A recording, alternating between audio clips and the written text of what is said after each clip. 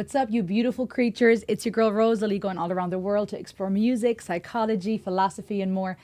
I am going to check out the Rolling Stones today. I know the Rolling Stones, yes, but I don't listen to them. Growing up, that was just not a band that I was exposed to or was interested in, and my world is opening up. The rock I've been living under has been removed, and I'm going to check out the Rolling Stones with you. This is my first time ever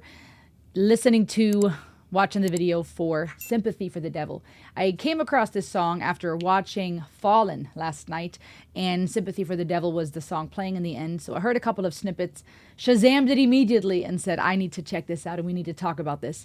The Rolling Stones, a legendary band I know of, that timeless, iconic image of the tongue sticking out. The Rolling Stones are from London, England. They formed in 1962. My mom was 2 years old, initially gaining traction in the local rhythm and blues scenes. What else do you know about the Rolling Stones? Talk to me. What are some of their big hits? What are some of their songs perhaps that many people don't know unless they're true diehard fans? Talk to me in the comments below, and buckle up for Sympathy for the Devil. The screaming, the animalistic screaming fits to the rhythmic elements. You know, it feels very much like animalistic, instinctual, tribal, just grooving. To introduce myself, I'm a man, will and taste. Okay, it's crazy to see Mick Jagger so young. That's wild. I know Mick Jagger. I'm sorry, y'all. I've been living under a rock. I know. Here's the thing, though. I have not really a rock. I've just listened to other stuff. There are bands and artists from around the world that many people who know these big hits and these big stars from the Western world are not familiar with. And I think we often forget just how many artists there are that are foreign to you that might be known to me, or vice versa. Here. This is wild. I think we definitely know right away who's talking. When I heard a couple of snippets of this at the end of Fallen last night, I thought, well, maybe it's another personification of fear and doubt. But then I discovered what the name of the song was, and it's clearly the devil. Pleased to meet you. Hope you guess my name. Right now is that duality between that funky, groovy track, the genre feeling very playful almost, the bongos, the stoic, calm faces of them all, and that build up that's happening here right now. It feels like it's getting more hectic. That's how I'm feeling. He's starting to wiggle and move around more. He's shaking more.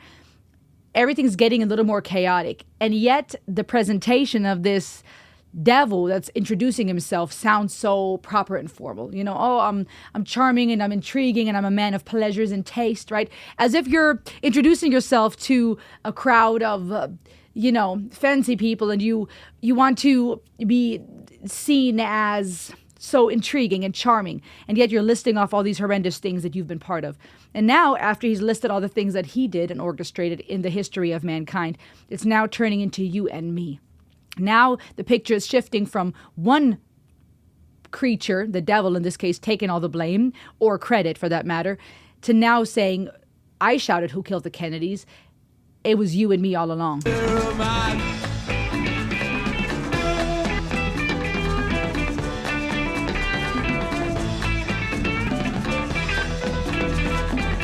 You know what's really interesting? The way that he's shaking and moving about is very eccentric, obviously. Homeboy, it looks very interesting to me. All that I can see is a super skinny man, and I'm not saying that to shame him. I'm just intrigued by how body types and what people deemed pop star worthy and sexy and attractive has changed over the course of time.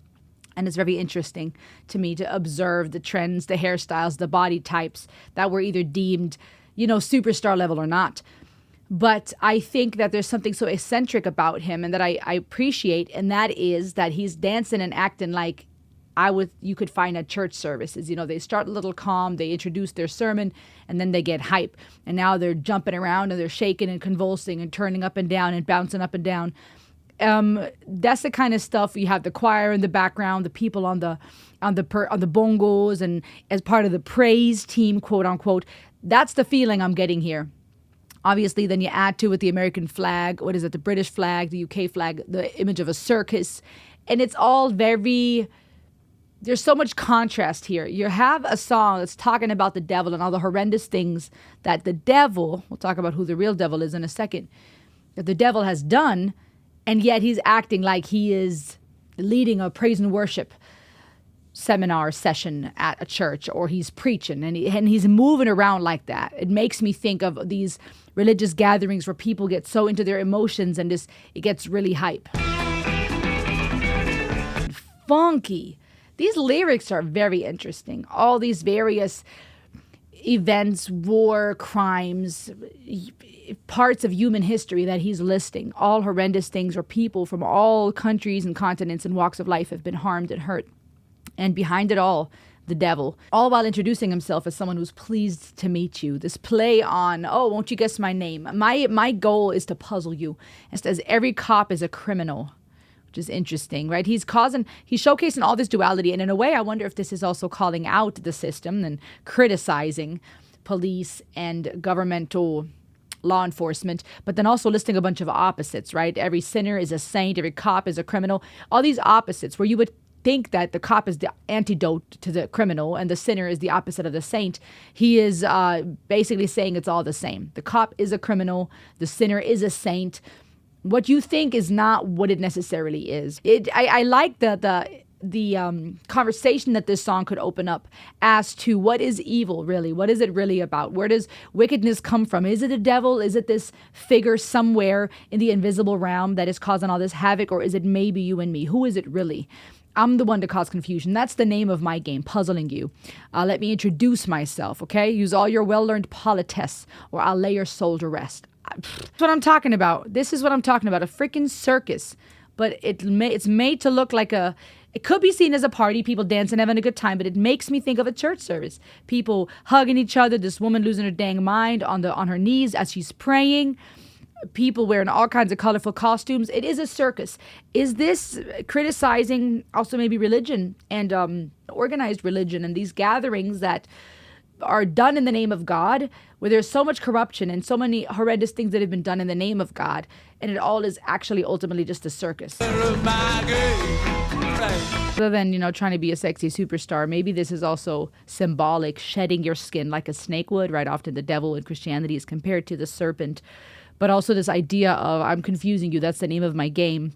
And when you're the way he's taken off his shirt on all fours, almost animalistic, shedding that skin, maybe revealing who he really is. This idea of the devil showing you his true colors. His real tats, or is that just painted on his skin? The devil looking face on his arms and on his chest. Interesting.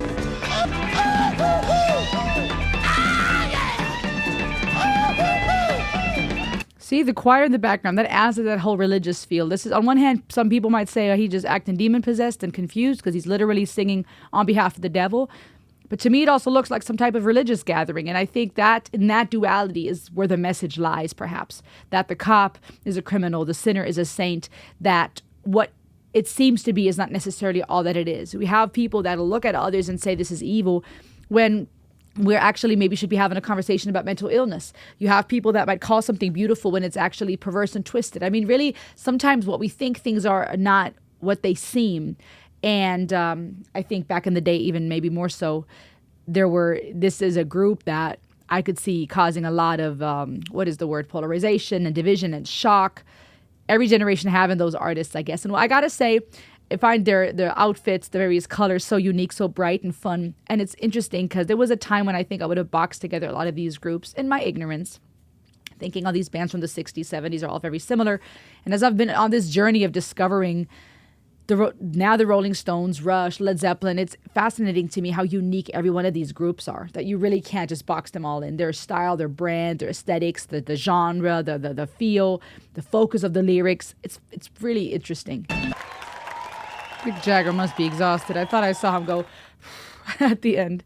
And he must be tired after all of this. That's interesting. Was that supposed to symbolize the sun? This is so interesting.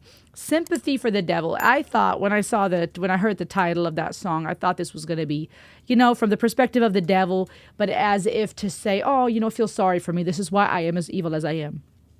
And here, actually, though, the whole angle is just charm. Let me introduce myself. I'm a man of wealth and taste. I've been around for a long, long year. Stole many a man's soul and faith.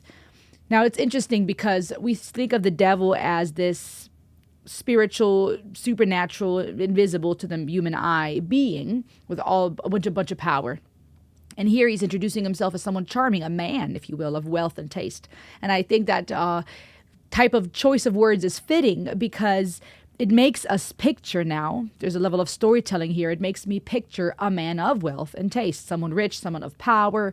And I think that oftentimes we can see that perhaps the devil, if you will, evil, lurks in among the ones with power more than perhaps we would think.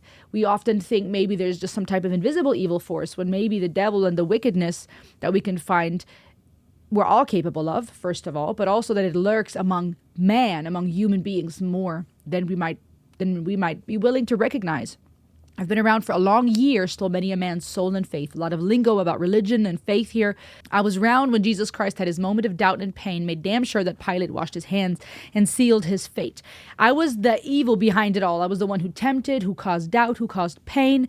I was the one who helped Pilate make the choice that he did. Pleased to meet you. Hope you guess my name. But what's puzzling you is the nature of my game. Basically saying I'm here to cause confusion. Stuck around St. Petersburg when I saw it was time for a change. Killed the Tsar and his ministers. Anastasia screamed in vain. Rode a tank, held a general's rank. I was all these people. I was the general. I was the one who caused this havoc. I was the one who caused fear and doubt, the one who caused people to give others over to death. I was the one who watched with glee while your kings and queens fought for 10 decades for the gods they made. I shouted out who killed Kennedy, which is interesting. It's this feeling to me of this idea of I'm the one who's sowing the doubts, and I'm the reason that there's doubt to begin with. I'm the one who shouted out who killed the Kennedys. After all, it was you and me. Here, like I said earlier, it's pulling together the possibility of what the devil really is. It's not some faraway spiritual being, perhaps, but the wickedness in man, in you and me, the things that we're capable of. Let me introduce myself. And so it's this picture of this charmer who is pleased to meet you, saying, can you guess my name? Can you guess who I am? But maybe instead of the answer being, oh, you're the devil, that's the answer. Realizing that it's not necessarily what we would think. We're talking about opposites. The cop being a criminal, the sinner a saint, heads his tail, just call me Lucifer, because I'm in need of some restraint. Fun play on words and rhyme schemes. In the Old Testament, there's not much conversation about the devil. There was Satan, the adversary, and then this idea, this image of what a lot of Christians now look at as the devil as came more through the New Testament. And we have to consider that the New Testament was birthed in a time where there was also a lot of Greek influences. And when I look at this, I'm seeing here a conversation opener, perhaps, a human attempt at trying to understand, where does evil come from? Is it this being with a bunch of power that's causing havoc and confusion? Or is it wickedness that we find among men? Men who are fighting in the name of God, men who are causing harm and riding the tanks, and the generals, the charmers and the rich and wealthy of the world who are greedy and looking for lust and power. Who is that adversary, that enemy? I think for as long as we know, mankind has often tried to make sense of where does evil come from? Who is that adversary, that thing that opposes goodness and life and happiness and joy and eternity? Who or what is that opposite? And unfortunately, I think a lot of times people are quicker to look outside, trying to find a reason or a scapegoat, than we are to look at ourselves, at you and me. And when he brought that in, that element, it was you and me who killed Kennedy. I thought that that's where we're getting down to the nitty gritty of the message, perhaps. What's my name? Tell me, honey. Can you guess my name? And it just tags and tags and tags. And it turns into this almost frenzy. Again, as we would find in religious gatherings and in certain denominations and church services, where the song will go on and the chant will go on. And it almost turns into this trance-like mantra, if you will. Very groovy, very funky, the samba rock, bluesy, very fun to listen to and playful, and yet quite an interesting conversation starter. What are your thoughts on this one? This is a very just sideways introduction for me into the Rolling Stones. I'm sure there are many other songs you might say I should have listened to first. So hit me up in the comments and let me know what's next. What other Rolling Stones songs should I listen to that give me an idea of what the Rolling Stones were about? Make sure to subscribe for more, and I will see you on the next ride. Ayo!